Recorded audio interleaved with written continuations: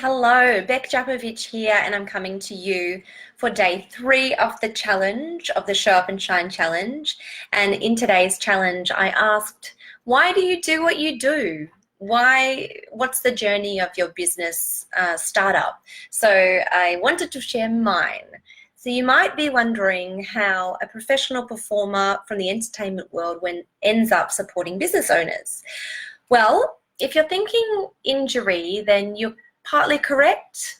I worked on some of the biggest musical theatre touring shows in Australia in the past 15 years, and I worked with people like Hugh Jackman on The Boy from Oz and George Miller in Happy Feet, but then I was sort of burnt out from going to auditions and getting rejected and that whole feast and famine cycle that came with being a professional performer full-time.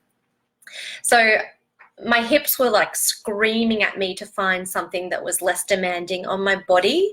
And so I tried to foray into singing. So I became a professional singer and focused my energy on that and took a contract overseas on some cruise ships, which was fantastic. But then when I met my husband on the cruise ship, like within 10 days of being on the cruise ship, and traveling with him for 2 years, I started to think seriously about what I would want to do when I got back home to Australia. So when I got home to Australia, I transitioned into teaching, and I was teaching semi-professional performers in full-time arts academies. And I toyed with the idea of opening a dance studio, because that was just, the next thing that was logical to do. But I couldn't shake the idea of having a job that I could run from anywhere in the world. So that's when writing started to look attractive. So when I got back from Australia, I wet my feet in the voiceover industry, and I learnt the ropes at Southern Cross Oz Stereo. So that's where my professional acting and presenting skills got a good workout.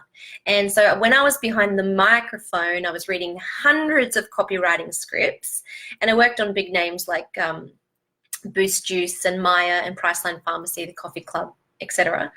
But I couldn't see myself even working in an office in a radio environment, because basically I've got that entrepreneurial spirit just like you guys, and I just thought I want to work for myself, so I had to make it happen. So I got some experience in copywriting and then worked in a media company for a little while, learning the ropes, the day in, day out of the admin stuff necessary to run your own business. And I started taking freelance clients in on the side. Now, my first client was a coach, like a wellness coach, and I didn't have any systems in place. I didn't have any processes, and that experience was a huge learning curve. So I decided that I needed to look further into this writing thing to make it a real business, and that's when I found the clever copywriting community online.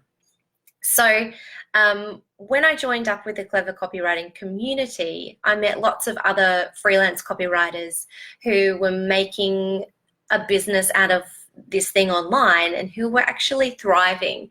They were confident around what they offered to their clients, and they had services, packages, systems, processes. So I was just hooked, and I learned so much about running a great service business through that community.